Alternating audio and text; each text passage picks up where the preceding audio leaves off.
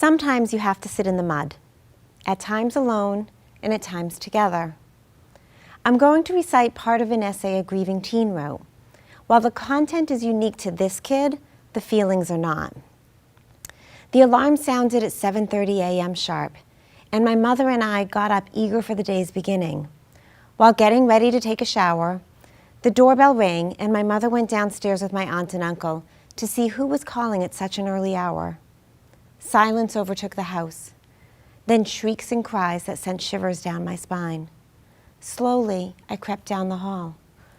I heard sob after sob. What was happening?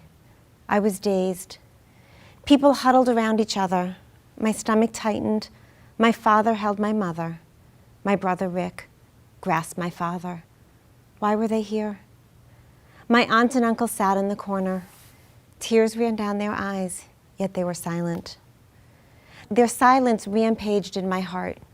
Jeffrey was gone, her poor baby, her poor helpless baby. He was a liar. I knew my father was a liar. He said it was true. He was sorry, but he couldn't find his baby. He disappeared. His brother just vanished. My heart ached. How could it be true? It was true. He said it was true. I wished it weren't. It hurt. It really hurt. I just wanted to scream and hit my father until he told me the truth. I stopped crying. I stopped shouting. My body stopped shaking. I swallowed a huge bubble. It encompassed my entire being. My breathing slowed. My body went numb. I entered the world that would now become my own. So this is an excerpt taken from my college essay that I wrote when I was a senior in high school. It was in response to the quote, "Hope is the will to struggle against obstacles, even when they appear insuperable." This is what I remember about my brother Jeff's death.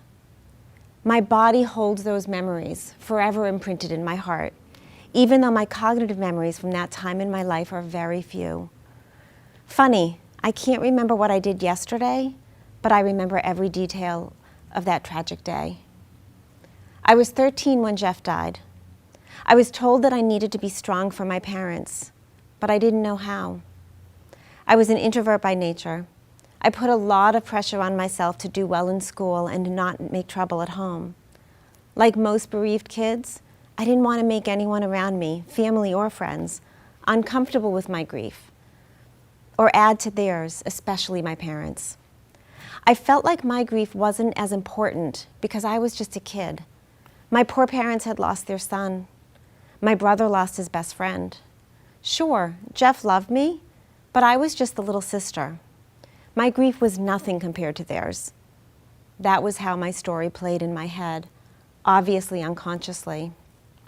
I tried to stuff down those feelings, but like all feelings, when they get bigger than us, they control us rather than us them. My family and friends often make fun of me because I once tried explaining that a coach for my son's team got really angry and got himself kicked out of the game because his feelings got bigger than him. And my friend Kate started laughing and said, "You mean he lost his shit?" Yep. Our feelings are really powerful, and that impacts our behavior. Because I took on the role of good girl in my family, who seemingly kept it all together, I worked really hard to close off my pain and confusion, and I tried to safely tuck it away alone. You see, that's the key word, alone. As human beings, we're not wired to live or experience life alone. We're wired to live in relation to others. There's a tremendous amount of research, social, behavioral, and neurobiological studies that supports the importance of human connection to facilitate well-being. So it's no surprise that it leaked out. My pain leaked out. And it's no surprise that it happened in my teens and early 20s. Bulimia and depression. It needed to come out. Those were dark years for me, but thankfully my close friends recognized it, and a dear friend had the strength and courage to stand outside my door and say that either I had to go tell my mom or she would. That was the beginning of my next chapter. Years of therapy and creating a new narrative, opening myself to vulnerability by sharing myself more openly. Something very powerful happened in one session. I realized that my family, I, was still whole, just different. After becoming a social worker, I spent the next 20 years building programs that foster resiliency, empower kids and families to sit in the mud together. To know that while each of their experiences are unique, even if they both experience the same death of a parent or sibling, their grief is their own because their relationship was their own. And at the same time, being with others who truly get it allows them to feel less alone and normalizes their feelings. Together, they can challenge their natural and developmentally appropriate beliefs of feeling like the only one in the world who gets it. I believe that the sense of being alone in your pain, whatever that pain stems from, is one's greatest health risk factor, emotionally and physically. I think the way to preventatively combat vulnerability is through human connections. Vulnerability is often perceived as a bad thing. I believe that it's necessary to thrive. Through shared vulnerability, we connect, and when we connect, we're not alone. Jeff's Place is committed to being a voice for the prevalence and need for similar prevention programs. I spent the last 10 years developing the Inventory of Youth Adaptation to Loss, a strength-based, resiliency-focused outcome measure to understand the feelings and social supports experienced by bereaved youth, to develop an evidence base for bereavement interventions. Our hope is that the inventory will highlight the need to better address the overall well-being of grieving youth and to impact public policy change so that prevention programs like Jeff's Place are sustainable. 1 out of 15 kids in Massachusetts will experience the death of a parent or sibling before the age of 18. Nationally, 1 in 14 kids, or 5.2 million, will experience that death based on the 2020 Childhood Bereavement Estimation Model results. By age 25, that number more than doubles to 13.2 million. These kids are at risk for negative health outcomes, including traumatic grief, substance abuse, lower self-esteem, dropping out of school and making unhealthy choices, and at a higher risk for mental health disorders such as depression and anxiety. Childhood bereavement is a major health issue that matters, and it impacts all of us. There are a lot of grieving kids, and adults too, who need support and coping strategies to recognize the grief and growth factors related to loss. Grief theory has evolved from early psychodynamic and attachment theorists who focused on grief in terms of pathology within the individual to more contemporary theories such as the conceptual frameworks we ascribe to at Jeff's Place. Strobe and Shue introduced the dual process model of adaptive coping with bereavement as a way to understand the differences between what they term two stressors, loss-oriented, such as focusing on the deceased and death events, and restoration-oriented, such as learning new skills to adapt to the loss.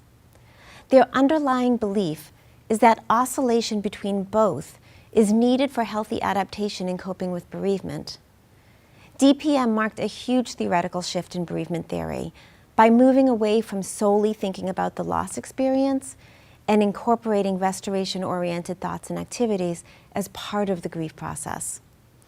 While the popular stage theory presented by Dr. Elizabeth Kubler-Ross has become the pop culture way of knowing about the grief process in the United States, contemporary theorists predominantly recognize that grief is not linear or task-restricted, but rather healthy grieving is seen as internalizing the loss and maintaining a connection, albeit a different one.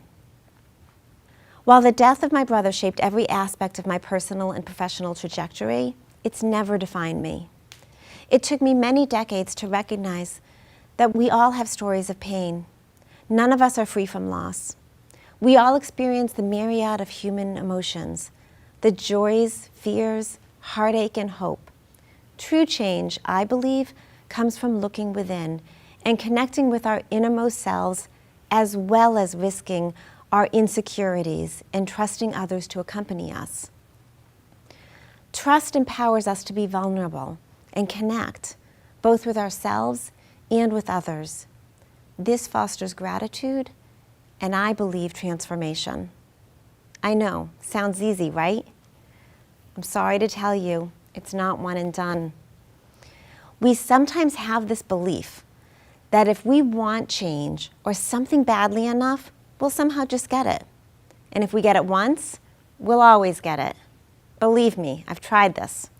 For example, last spring I gave up caffeine. I was so proud of myself. But more than satisfying my ego, I actually felt better. My stomach aches were gone, I had more energy than ever before, and I slept well for the first time in ages. One night recently, I didn't sleep well, so I had tea in the afternoon. It tasted so good. Can I tell you? I was shocked the next day that I had slept fitfully, and I woke up feeling exhausted and dragged much of the day. Now, I'm fully aware that my body and mind don't mix well with caffeine. Yet I made the choice to drink the tea. The key is choice, and being mindful that we are always in choice. Our belief systems create our life narratives, which in turn shape our actions. Only if we choose to alter the story can we do so authentically and in a lasting way. It's freaking hard. Every single day. This is a lifelong practice, but the good news is that the more you practice, the more habit forming it becomes. These programs that I have had the privilege to help build are simply models of how we can thrive when we sit in the mud together. Sometimes we need to sit reflectively in the mud by ourselves, sometimes together, but we need to sit in the mud. We need to feel its thickness, the weight of it as we trudge through it, and we need to get dirty. Who can sit in the mud with you? If you don't have anyone, I promise you, there are others who will sit with you. Use your community resources. Find a group or a therapist, or ask your doctor or a healthcare professional, your clergy, a colleague or a friend. Sitting in the mud sucks. And at the same time, it's the greatest gift I continue to give myself that I never seem to fully master. My relationship with grief, healing, and vulnerability has evolved since Jeff's death, and it's brought meaningful connections personally and professionally. All of these experiences have enabled me to clarify my vision that we create healing through connection and vulnerability. Thank you for inviting me to share some of my story. Please, come sit in the mud.